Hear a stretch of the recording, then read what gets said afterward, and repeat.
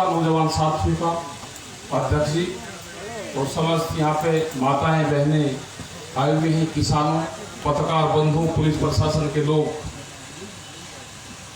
बहुत बात किसान आंदोलन पर हुई, किसानी पे हुई और उड़ीसा में यहाँ पे आने का एक मौका मिला।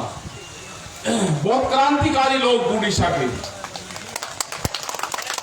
अक्षय भाई और इनके साथ में बहुत साथी ये फोन करते रहे कि यहाँ पाए कई राज्य को होते हुए बहुत बाधाएं, जगह जगह रुकते हुए पुलिस प्रशासन इनको रोकते थे, बैठे रहे वहां पे और फिर आगे चलते रहे। तो ये सारे क्रांतिकारी जो किसान हैं यहाँ पे, वे सब लोगों का धन्यवाद है कि आपने दिल्ली के आंदोलन में आप हिस्सा बने। आप यहाँ पे भी बहुत लड़ाई लड़ते हो, पूरे देश में लड़ाई चली हुई है। दिल्ली को चारों तरफ से किसानों ने घेर कर रखा हुआ है। मुद्दा भी पहला इशू अभी शुरू हुआ, वो है कि जो मिनिमम सपोर्ट प्राइस है, जो एमएसपी है, उसको दे दो। अभी हमने स्वामीनाथन कमेटी की रिपोर्ट की बात करी, अभी तो पहली सिटी है। स्वामीनाथन कमेटी की रिपोर्ट क्या आएगी, उसके बाद में मार्केट भाव आएगा, उसके बाद में आएगा कि जो हमारे साथ में नाइंसाफी हुई है 1967 जब ये एमएसपी लागू हुई, उस टाइम का हमको भाव चाहिए। उस टाइम का भाव क्या था? अगर हम गेहूं की बात करें, कणक की बात करें, 76 रुपये पर क्विंटल भारत सरकार ने रेट रखा, और जो कर्मचारी था उसकी सैलरी 70 रुपया थी, तो एक महीने की तनख्वाह में 1 क्विंटल अनाज नहीं ले सकता था। जो सोने का भाव था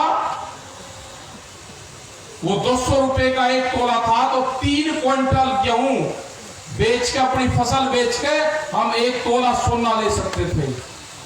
हमने एक प्रेस को कह दिया यही बात, तो उस प्रेस ने चलाया बड़े मोटे एडिंग में कि किसान जो बैठा हुआ है वो चाहता है कि मेरे गेहूं का भाव, मेरी फसलों का भाव 18,000 रुपए क्विंटल हो, ये तो पूरे देश को बर्बाद करेंगे। ये चलाई उसने खबर। हमने कहा कि हमने हिसाब मांगा है, हिसाब दिया है अपना।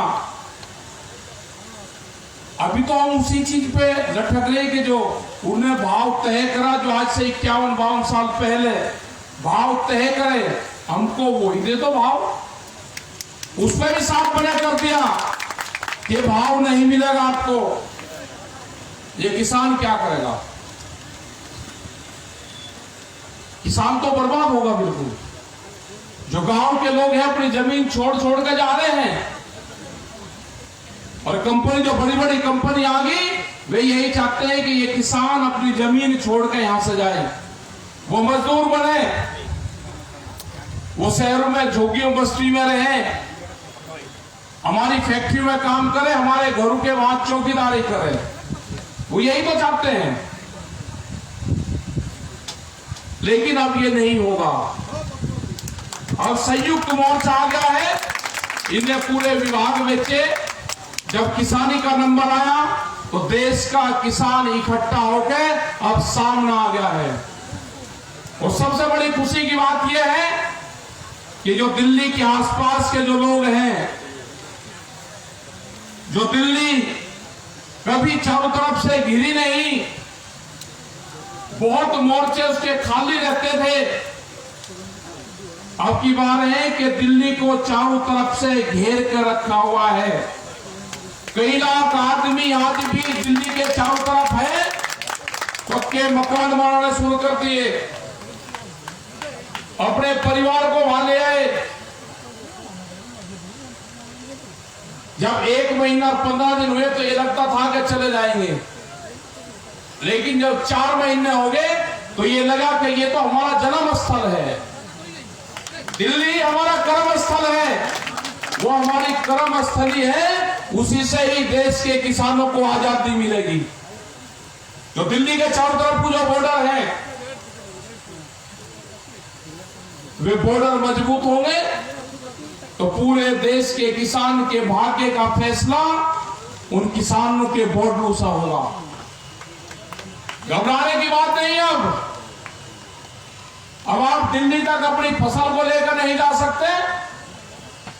आपको अपने आंदोलन अपने जिलों में शुरू करने पड़ेंगे, अपने कलेक्ट्रेट में शुरू करने पड़ेंगे, अपने डीएम ऑफिस में शुरू करने पड़ेंगे। कहीं न कहीं आपको धरने शुरू करने पड़ेंगे, अपने जो धरना स्थल है वे बनाने पड़ेंगे। एक मैसेज आए, पूरे देश भर में हजारों जगह आज भी धरने चले हुए हैं। बहुत जगह का पता भी नहीं कि वो पूरे जो संयुक्त मोर्चे की जो कॉल हो उसको फॉलो करते हैं लोग। महाराष्ट्र में गए तो वहां के लोगों ने बताया कि जो संयुक्त मोर्चे की कॉल होती है हम उसको फॉलो करते हैं।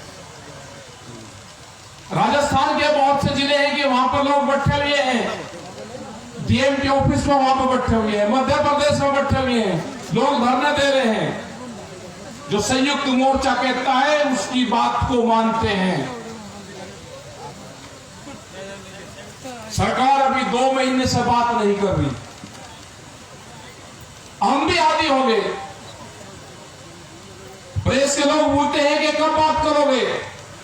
हमने कहा कि हमको जरूरत ही नहीं है अभी, और हमको लगती है कि सरकार जो है वो सर्दी में गई थी किसानों के बीच से, और सर्दी में ही वापसी आएगी। तो लोग कहते हैं कि इस तरह की बात क्यों करते हो। हमने कहा कि हमारे वहां पे मेले लगते हैं, और मेले में अगर कोई गुम हो जाए तो अगले साल उसी मेले में आएगा, उसका परिवार भी आएगा, वो गुम हुआ व्यक्ति भी वहीं आएगा, तो उन दोनों परिवारों का मेल मिलाप वही होता है। इसीलिए सरकार सर्दी में गई तो सरकार सर्दी में ही मिलेगी। तो लंबे आंदोलन की तैयारी करनी पड़ेगी हमको। देश से एमएसपी को खत्म करने का प्लान चल रहा। जो बीपीएल का जो कार्ड है ये खत्म होंगे धीरे धीरे। उनका कहना है कि जो मजदूर आदमी है, जो बीपीएल कार्ड धारक हैं, जो अनाज का वितरण प्रणाली है, उसको हम सीधा डायरेक्ट ट्रांसफर करेंगे उसके खाते में।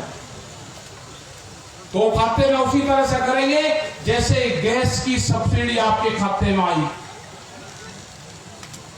अगर पीडीएस सिस्टम देश से खत्म होगा तो एमएसपी भी खत्म होगी।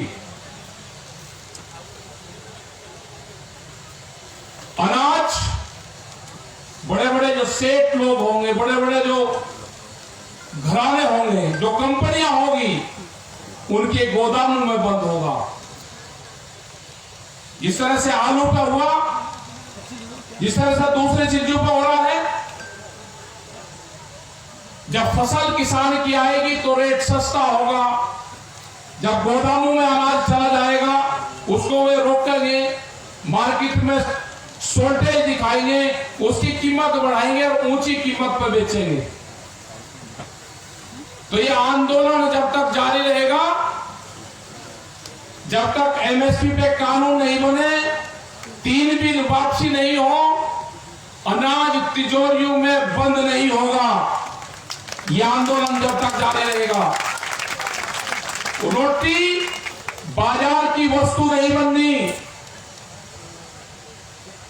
व्यापारियों का, बड़े घरानों का रोटियों पे अधिकार नहीं होगा।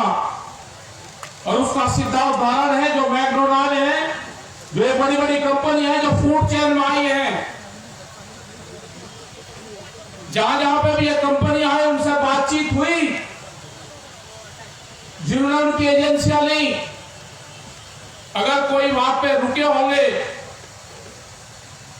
केएफसी, मैकडोनाल्ड्स, ये जो बड़ी कंपनी है जो खाने का सामान बेचती है, उनका जब काउंटर बंद होता है शाम को 7, 8, 9, 10 बजे, अगर खुली हुई कोई चीज, खाने का सामान उनके वहां बच गया, वो उसको किसी को खाने के लिए नहीं देते, चाहे उसका कर्मचारी भी हो। अगर उसका एक पैकेट खुल गया गुलाब जामुन रसगुल्ले का और उसमें अगर 8 पीस है और 2 पीस ग्राहक ने ले लिए तो 6 पीस वो किसी को देंगे नहीं। कैमरे के सामने उसको कूड़ेदान में डाला जाता है। हमने उनसे पूछा भाई किसी गरीब आदमी को दे दो, जो आपके कर्मचारी है ये खा ले।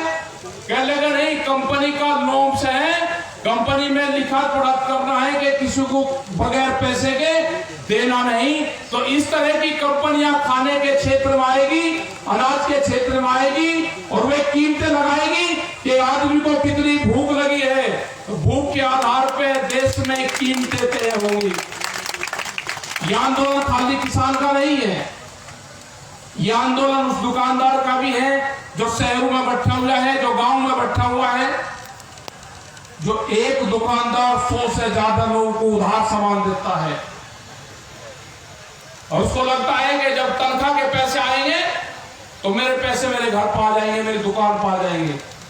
जब किसान की फसल आएगी तो ये पैसा मुझे वापसी मिल जाएगा। वो दुकानदार भी खत्म होगा।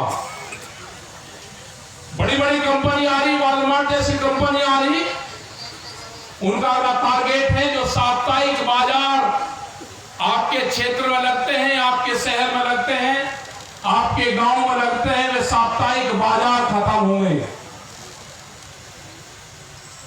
4.5 करोड़ लोग में हैं, उनके जो अध्यक्ष हैं, उनकी जो कमेटी के लोग हैं, वे लोग मिले थे। उन्होंने कहा कि इस आंदोलन के साथ में हमको भी जोड़ लो, हम तो बर्बाद हो जाएंगे पूर्ण रूप से। 4.5 करोड़ लोग वे बर्बाद होंगे। वो जो बाजार है, जो सस्ते में सामान लेके सस्ते में आम लोगों को बेचते हैं, जो 2 रुपए की कंगी, 2 रुपए का 5 रुपए का माताएं बहनें संदूक खरीदती है, वहां से दूसरी और चीजें लेती है, माला लेते हैं, वहां से खिलौने लेते हैं। वो पूरा का पूरा जो कारोबार है, वो पूरा का पूरा कारोबार बड़ी बड़ी कंपनियों के हवाले जाएगा। उसका पूरा भार आम जो गरीब लोग हैं उनके ऊपर पड़ने वाला है। तो इस आंदोलन में सबको साथ लेना है। नरेंद्र मोदी ने तो झूठ कहा कि सबका साथ सबका विकास, उन्हें तो बहकाने का काम करा प्रधानमंत्री ने। लेकिन किसानों को, मजदूरों को, दुकानदारों को, छोटे व्यापारियों को, इनको सबको साथ लेकर चलना होगा। वहां जो एक डिस्ट्रिक्ट है उत्तर प्रदेश में बागपत, उसमें एक फैक्ट्री है, ऑर्डिनेंस की फैक्ट्री। ऑर्डिनेंस की सारी फैक्ट्री बिक्री है। उन लोगों को धन्यवाद देना चाहते हैं। उन्होंने कहा कि किसानों को अगवानी करनी चाहिए। जो हमारे यहाँ पे फैक्ट्री है, यहाँ पर आके एक पंचायत करें और पहला एक फैक्ट्री के पक्ष में होगा कि ऑर्डिनेंस की फैक्ट्री को हम बिकने नहीं देंगे। अगर कोई खरीदने आएगा तो उसको खरीदने नहीं देंगे। जय किसान। हमको ये जो संस्थान है, इन संस्थानों को बचाना पड़ेगा। 26 बड़ी बड़ी जो कंपनियां थी वे बिखरी है। तेल की कंपनी, ऑर्डिनेंस कंपनी, टेलीफोन विभाग, सारे बिक्री के कगार पे है। Railways, airport.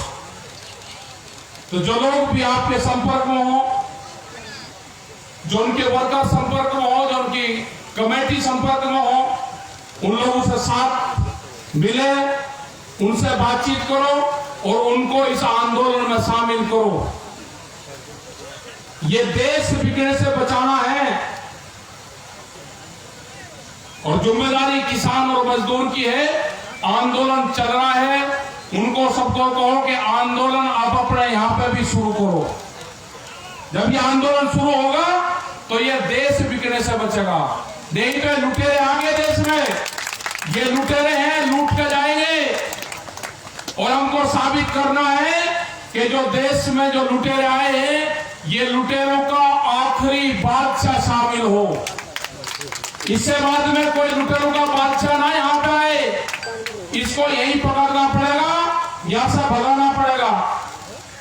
इनके नेता भी कैद में है, नेता मुक्ति अभियान भी हमको चलाना पड़ेगा देश में। बंधन में है नेता, एक घोषित कर्फ्यू है देश में,